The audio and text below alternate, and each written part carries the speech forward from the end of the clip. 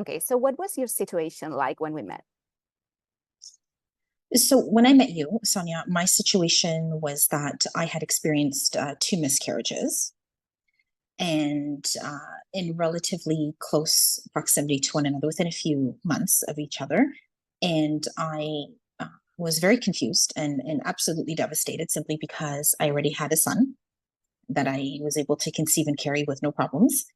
And those two losses were very life changing for me. And so I started to explore other methods. And I was not entirely pleased with the results that I was hearing, not because of me or my husband, but because of the trajectory that I was being pushed into. And I wanted to try something where I could work with my own mind and my own body. And so I started this exploration of natural holistic um, options. And I had actually been following you for quite some time, even before I reached out to you. And I'm glad that I did. And so that was the situation that I was in. I was trying very hard to have a second child. I wanted a sibling for my son. And I was determined to make that happen. And that's where life led me to you. Mm-hmm. How did you feel about the program before starting? What were your fears, your hopes, and your goals? I was excited for the program because I had never done anything like that before, but I was fearful because I was going into your program, believe it or not, without any type of medical intervention. And the reason why I mention that is because, as much as people, and I think women are told what they should and shouldn't be doing when they're in the situation of fertility, having that cushion, that support around you from the medical, I suppose, environment or team almost makes us feel validated in a sense that what we're doing and what we're trying to pursue is correct. We're going to find what is wrong because we need it so terribly. We need to understand what's happened. But what I realized is that I think we're capable of doing that very much on our own. And we need to have a lot more trust in ourselves and professionals like you. So I was able to overcome that fear. So going into your program, that's actually what I felt. I was reluctant, but yet I was very excited. It was something new and I needed it. And that's why I chose your program. Wonderful. Yeah. Okay. What did you learn during the program? How did it help you? Oh my goodness, in so many ways. It taught me to feel empowered again, because with um, grief and loss, it's very easy to lose that, to lose yourself. And you do, and you do. And that's fine for a period of time. But the program helped to reinvigorate what I had always naturally, confidence, certainly determination to make it better, to make it happen, and a commitment to myself, really, to eat. I always ate well, but to eat in a way that helped me to understand what was happening inside, not just, eat your fruits and vegetables and things like that. And mindset shift was huge in terms of thinking more about myself and self-care. And so I felt that was very, very monumental in your program. And that's carried through personal, professional. It even helps me parent in terms of what I'd like to instill in my children, because the way you think is the way you behave. And, and that was very life-changing for me. And unfortunately, your program wasn't a lot longer. So I guess you could use the program for forever. If you could carry on forever, that would be great. But it certainly helped me rediscover all of those parts of myself. Yeah. Yeah. You said something that is so right. How you think is how you behave. Yes. And this reminds me, why here we try to not only look at the physical side of things, but also mental, emotional, energetic, and spiritual, because everything's interconnected. And in a lot of cases, I find that the solution is not so much in the physical. That's right. But it's in other blockages. So the fact that we bring it to the thinking, the behavior makes a lot of sense. Yes, absolutely. Because I think it's those blocks that actually come first, unless there are legitimate issues that require intervention on a completely different level. And everybody's situation is very different. I think it's easy for women to get stuck in that rut, that thinking. And when you break it apart, you become free. You become free. You become free. Yeah. Mm-hmm. Okay. What was your favorite part of the program? I have more than one. Mm-hmm. But the first one that stands out is I fell in love again with cooking. I love to cook and I bake. I love to bake. It's very therapeutic for me. So by investing in that and having access to all those recipes, I know it sounds very simple, made me feel very accomplished every single day because I would wake up and I would think, what am I going to do today to nourish myself? And it excited me. I know cooking doesn't excite everyone, but that was part of the program that initially I liked. And I liked tracking it because I thought to myself, this is another way where I could be committed to myself. Mm-hmm. So that was one of my favorite parts. And the second part was speaking to you and to the group, having a relatable group of women coming from various parts of the world, sharing their stories, whether it's exactly the same or slightly different or completely different, helped me feel grounded in this program. Mm-hmm. And it helped me feel heard. And it also helped me understand that I'm not alone because, as I mentioned, with grief and loss, especially, and I'm not sure why, there's this taboo conversation around miscarriages for women. We simply don't talk about it enough. Sure. And that's very sad because it becomes a very isolated experience. And so I didn't feel that in your program. In fact, I felt liberated where I thought, thank goodness there are other people that I can lean on. And I've never met them before. Yeah. Right. So it was so encompassing. Mm-hmm. So I'd have to say that was another favorite part of my program. Always Yeah. having that constant communication with you. Mm-hmm. It's interesting you mentioned the group sessions because when people start the program, some people are apprehensive about the group sessions and tell me, oh, I'm Yeah. not sure. I don't know if I want to share and things like that. But then you guys start going to those sessions and you're like, oh, yeah, this is it. This is the group hug that I needed. Yeah, because I So, mean, and you hear it all the time. There's a lot of shame and there's a lot of um, confusion and guilt over these experiences. And it doesn't even have to be a miscarriage. It could be the fact that a woman's been trying and trying and trying and trying, or mm-hmm. has gone through all of these medical procedures and has completely thrown her body off, and there still isn't a result, a baby at the end of it. Exactly. That's very defeating for women. Absolutely. Right. And so that's exactly what the group sessions were all about. Is you're right, a big group hug. And I left there and I would tell my husband, I said, I feel so much better, like I can do this. Yeah. Right. So I loved it, really. I can do this, and I did it. Yeah, and I did it. Yes, I did it. I was so happy. He's so Speaking of that, tell me about your results in the program. Yes. So this is interesting because as I continued in the program, right, I was thinking, no, it's going to happen. I'm determined. And in the back of my head, I always believed it would. But I also had to make peace with the fact that, just maybe it wouldn't. Maybe it wouldn't at all. Because you don't have control over things entirely as much as we like to think we do. So I was making peace with the fact that it could go one way, but it could go the other. And I was proud of myself for entering into that peacefully, that double mindset, really. Mm-hmm. And I had plans for the new year. I was going to join a gym and I wanted to, do some sort of physical competition because through your program, I had actually lost about 20 pounds. At the time I became pregnant. I was really excited. I was into my body. I'm thinking this is going great. And I wasn't really thinking about conceiving as much as I had been in the past few months because I had made so much progress with your program. Mm-hmm. And I became pregnant. That's it. I became pregnant. And I was just elated. And then I thought to myself, oh my goodness, I can't proceed with all of the plans I was going to have in 2024 because I just can't do half the things I was going to do. It's not healthy to do that and be pregnant. But I thought to myself that this worked. Everything came together like a beautiful puzzle. And I was absolutely elated, but I was very, very scared. I was terrified because of my previous experiences. Totally. And I thought, I don't know how to act or feel. I'm pregnant. This is good, right? Mm-hmm. It was,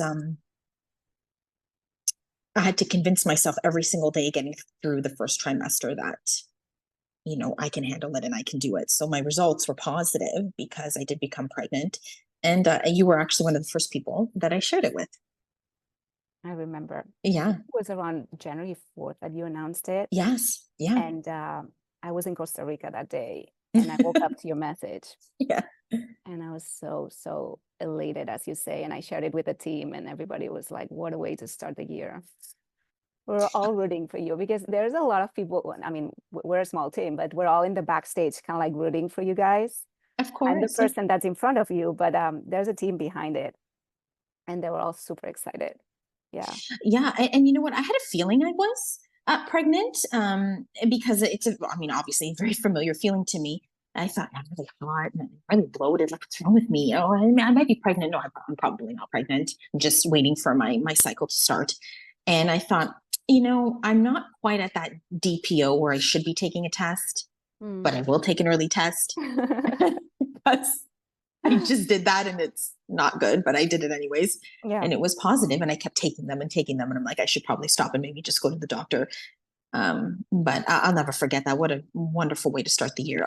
But I have to say that even though the result is exactly what I wanted, that doesn't erase anything that I felt previously, because everything comes washing back like a wave in the ocean, and you have to ride that emotional wave. Like, anything can happen. It's an experiment and you have to take it as such, but you have to try to confidently get through the most trying times in pregnancy, which is, I'd say, the first few weeks. Yes. And also it requires yet another leap of faith, right? To understand that every pregnancy is unique and that what happened in the past is not necessarily going to repeat itself right now. That's right. And we do a lot of therapy, quote unquote, on that, because obviously it's not easy, but it's important to remember that every pregnancy is completely unique. As you've seen. Yeah. It's a different baby, different set of circumstances. It takes a long, long time to believe that. I'll admit to you that it took me almost until the end of my pregnancy to actually believe that everything is completely fine, even though he was completely perfect. And I knew that. Rationally, I knew that. But there was that little part of me that always thought, okay, well, am I doing enough to keep him safe? What if? Right. And then I think, until I hold him in my arms and he's here, okay, finally he made it. He's okay. So it's not an easy journey, being pregnant when you've had these things happen to you before. Absolutely. Yeah. Absolutely. Yeah. Yeah. Okay. What would you say to the Letizia of last year? I would say, in order to be healthy for others, you need to be healthy for yourself. That's what I would say. In this program and outside of this program, really, but specifically to this program, if children, whether you have or you're vying to have them, in order to be the best possible version of yourself, you really need to, first of all, invest in yourself. And that's what I would have told myself last year, because it's easy to get lost in the noise. And then once you're out on the other side of it, and you think this anger, this pain, this stress has only hurt me, it hurts your loved ones too, but primarily it hurts you first. It's done nothing, right? It set you back, if anything.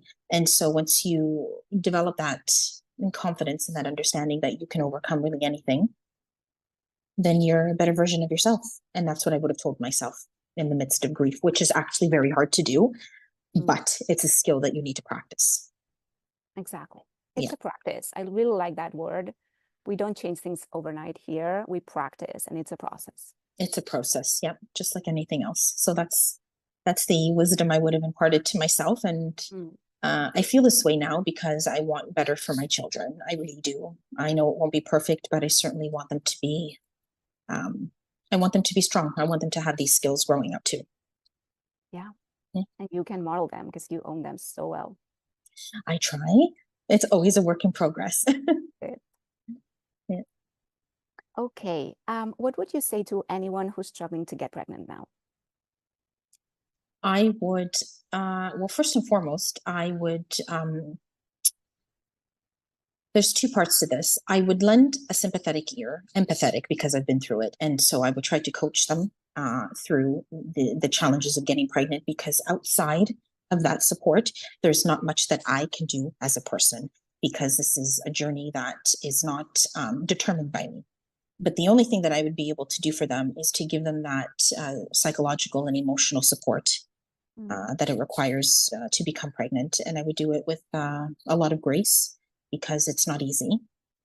So, and I have been that person for some other people, and some are very receptive, and some need to go through that journey and then determine whether they want the support. And secondly, which I've also been doing, is telling them to contact you, to be completely honest, because you have a structure that I very much believe in and that I advocate for, and that I think works. I really do believe in that. And so at this point in my life, if someone approached me and said, I'm having problems becoming pregnant, can you help? I would be that friend. But then I would also say, I have a professional friend that would be able to assist you. And I would certainly refer them to you, because I think your program is life-changing. Thank you, Letizia. You're welcome. That means so much coming from you. Yeah.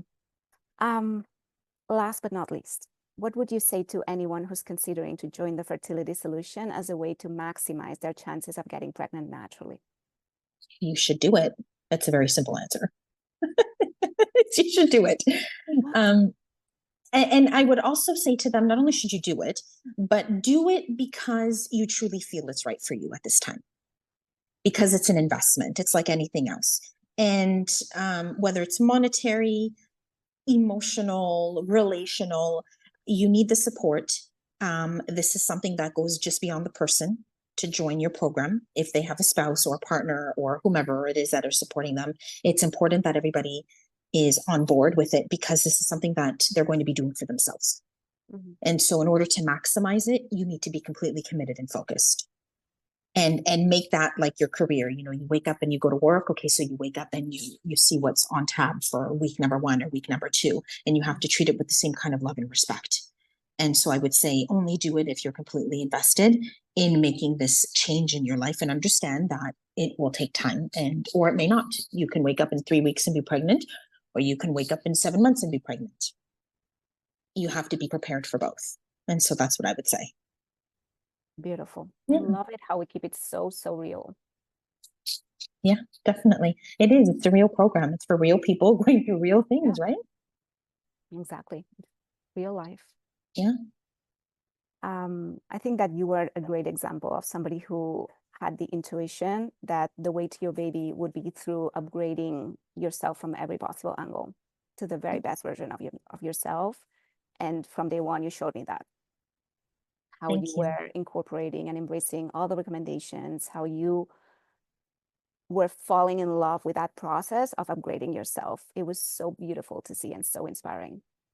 Thank you. And I appreciate you being there for me, because like I said, that was a difficult time in my life. And I'm glad I had the determination to find you, but equally, I'm glad that you were the person that was able to support that for me. Because just as much as it comes from me, it also comes from you, because you're guiding people at very vulnerable times in their lives. And that takes a very special person to do that. It can't just be anybody. It's not just driven by business. It's also driven by your desire to help, which is very notable. Thank you. And you should be proud of yourself too. You've changed a lot of lives. That is correct. Yeah. Yes, we've co-created a lot of changes. Yes, you have. That's right. There's a lot of babies you need to meet. I know. I'm going to make my way to Toronto. Now I'm going to remember Toronto at some point, because my kids really want to visit Canada. Oh, good. It's in their bucket list. I don't know why Canada out of all places. It's because they like the snow, I guess. But yeah, we'll make our way there, and we'll come meet your family and give you the biggest hug. I would love that. Well, if they like the snow, our season's starting next month, so there's a lot of things to do. If you come, you should call me. Okay. Yeah. That's a great idea. We'll make that happen. Absolutely. Okay, well, this was so beautiful and so inspiring. I had the chills for almost the whole interview. Yes, sweet.